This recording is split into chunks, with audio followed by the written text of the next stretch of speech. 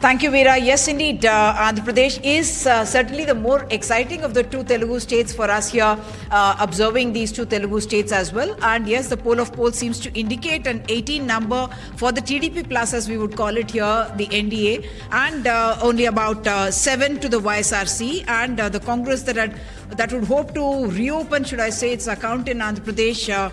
The bifurcated state they were never able to open the account, and that seems to be getting a 0 as of now. I have with me, yes, as you mentioned, a very special panel, Mohan Guruswamy, who is a policy analyst, political analyst as well, Mr. Ramchandra Rao, who is a senior BJP leader, and I have Balu Pulipaka from the Deccan Chronicle. He's a political editor of the Deccan Chronicle. Mr. Mohan Guruswamy, I'm going to go to you first. This 18 number for the BJP plus, or should I say TDP plus in Andhra Pradesh, no surprise? Well, it's a surprise to me because there are several polls in Andhra Pradesh. Both are varying wildly. So, I must admit it's a surprise. I think I could conceptualize a half as a plausible scenario there. But I don't believe in exit polls. Exit polls are really way off. I'm watching other exit polls here. We show completely different trends, even in UP. One exit poll is showing the Gathbandhan ahead of NDA. So let's wait. There's only 3 more days now. It's all there in the box. The fates have been sealed. Yes, indeed, excitement. Balu, what about you? Like Mr. Mohan is mentioning, it could be 17 YSRC and people would still say, oh, okay, that happened. I wouldn't be surprised if people say that happened. But the fact is that, there has been a lot of resistance, and it's not really surprising to see these numbers right now, the exit poll numbers, giving NDA, TDP alliance 18 or around that, and YSRCP 7. I'm not at all surprised at these numbers. I'll stop there for just for now, but not surprising at all. There was a lot of resistance to YSRCP from whatever I have understood during the campaign, and it's reflecting in the Lok Sabha and exit the coming polls. Together of these 3 parties, really. I mean, if the BJP didn't have a presence at all, if you're hoping to get those numbers, at least a couple of them you're hoping will actually come to you from Andhra Pradesh as well, where you have not been, really having a presence on the ground. Surely, I admit that we don't have that much of presence, but we have presence differently, because it was our vote share that made the TDP and BJP alliance to come into power in 2014, because the slender margin was there between the YSRCP and the TDP alliance, NDA alliance then. But even now, BJP and TDP and also PRP, with the Jana Sena, we are in alliance now, and definitely their alliance will definitely get more seats than the YSRCP. And moreover, we have the Modi image is also there. People want Modi as third-term Prime Minister. So that will also help, whatever may be the local conditions politically.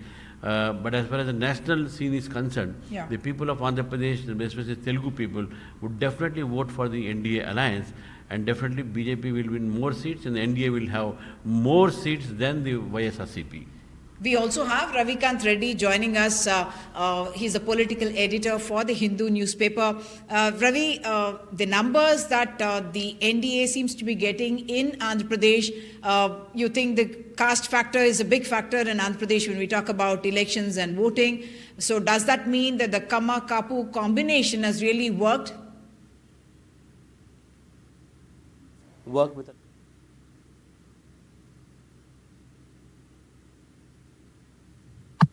Am I audible now, Uma? Am I audible? Yes, please go ahead, Ravi. Yeah. Going by the numbers. Yes, please go ahead.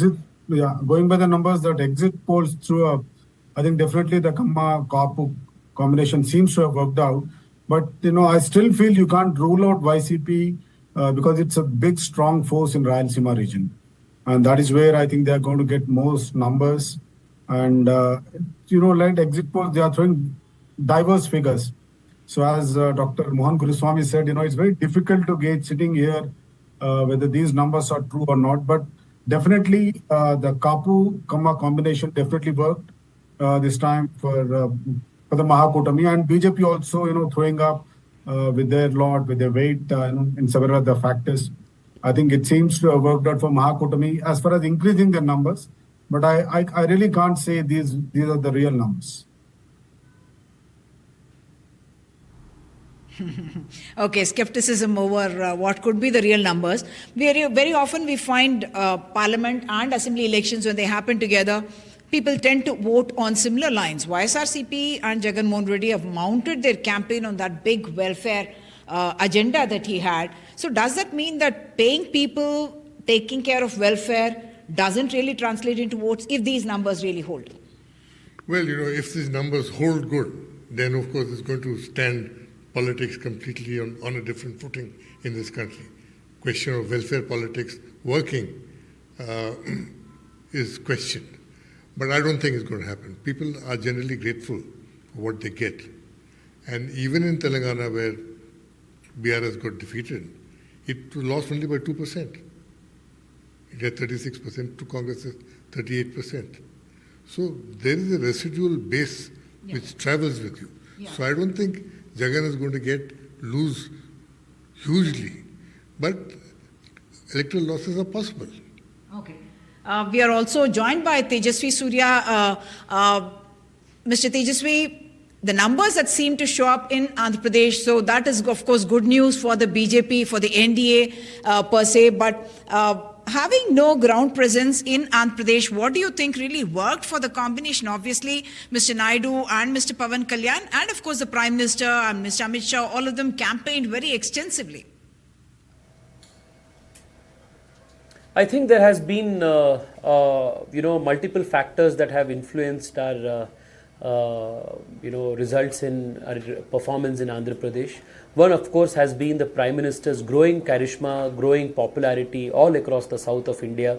If you look at the projected numbers in states like Kerala, Tamil Nadu, Telangana, in every state in south of India, especially also in Karnataka, where the Congress is in power, the BJP is indicating to be performing exceedingly well.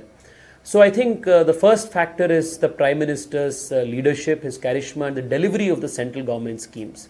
Second, specifically in Andhra Pradesh, there has been massive anti-incumbency against the Jagan Reddy government the last 10 years. They have been in power the last 10 years, ever since the formation of the state government. And just like how people of Telangana wanted a change and they voted in favor of the Congress party, the people's choice in Andhra Pradesh has been the Prime Minister's leadership and the NDA. And the coming together of Chandrababu Naidu, Pawan Kalyan and the Bharatiya Janata Party, it was a formidable force. We gave a lot of hope to people. It represented change, and I think all of these is what is reflecting in the numbers. So are you saying in Kerala and Tamil Nadu as well, you're hoping to be able to win seats there? Absolutely, madam. 100% we are confident. In Telangana, we are going to get to double digits. Though your exit polls may not be showing double digits in Telangana, I am very confident. Even yesterday, late night, I was talking to a lot of our party karyakartas, our MP candidates in Telangana. All of them are confident that BJP will cross double digits in Telangana. In Karnataka, most of the exit polls are showing somewhere around 22, 23 seats. I'm confident that we will at least have one or two more seats in Karnataka. In If both you're saying Kerala Telangana, and Tamil Nadu, you're I'm going to sure get double the digits. BJP There will was a open the seat. BJP tweet. BJP handle, there was a tweet that suggested that Telangana, you're going to get only 4 to 5 seats. Yesterday. I don't know which tweet you are speaking about, madam, but I am telling you that in Telangana, the reports that I have, the BJP will do very well. We are going to better our 2019 numbers. Okay. Mr. Tejasvi is confident that you're going to better your 2019 numbers. Is that the same confidence that you're seeing? Is that the loss of the, the fall in a sense of the BRS that the BJP is really capitalizing on in this election? Definitely, the people's mood in Telangana appears to be in favor of the Bharatiya Janata Party. And we have seen the vote percent even increase in the assembly elections also. And as far as the BRS is concerned, it has already lost its ground in assembly, and now they are going to totally lose their ground in parliament elections. Perhaps they will end up with zero, and that will be the Bharatiya Janata Party's gain.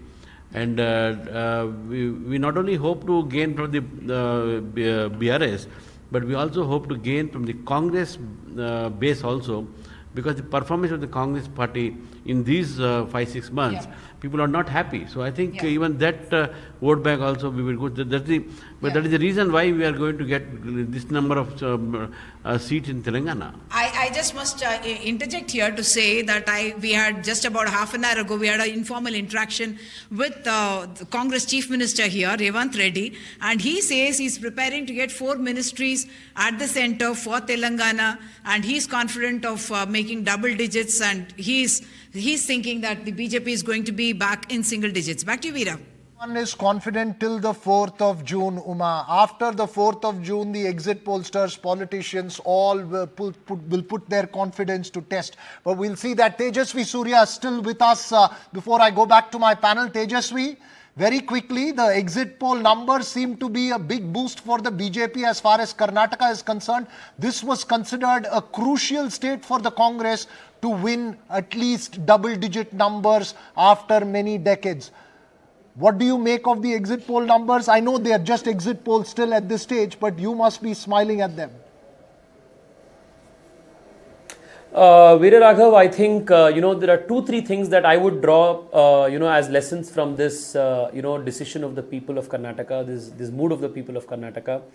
One, that the collective intelligence of the voter must be respected. The people of this country are very clear between what is a state election and what issues go into a state election, what factors are involved in a state election versus a national election. So people were very clear that they were voting for the country's prime minister, they were voting to elect the country's leader for the next 5 years, and they had a national context to keep in mind. So people have made very clear difference between the assembly electoral choice and the parliamentary electoral choice. This is the first lesson. Second, I think this is also rejection of the Congress party's economic model that the Congress party wanted to, take to all over the country. The Congress party's economic model was a sure shot recipe for economic disaster all over the country. And the Congress has been the laboratory for this the last 1 year. While not a single rupee was spent on capital expenditure, on building infrastructure, while capital expenditure was, reduced, recurring expenditure and the money that was spent was only to further the freebies. This was a model that the people of Karnataka have rejected decisively at the national level. I think this is the second thing. The third thing is, again, people of Karnataka have shown that insofar as election of, the voting to BJP is concerned, there's a clarity of who is going to be the leader of the country. So if you vote for the BJP, people know that Modi is going to be the prime minister. And the Congress party is a confused lot. The India bloc is a confused lot. So they do not know who is going to be the leader for the country. So I think on all of these 3 counts. Sorry, we're really out of time, but Yes. thank you so much for joining us on NDTV.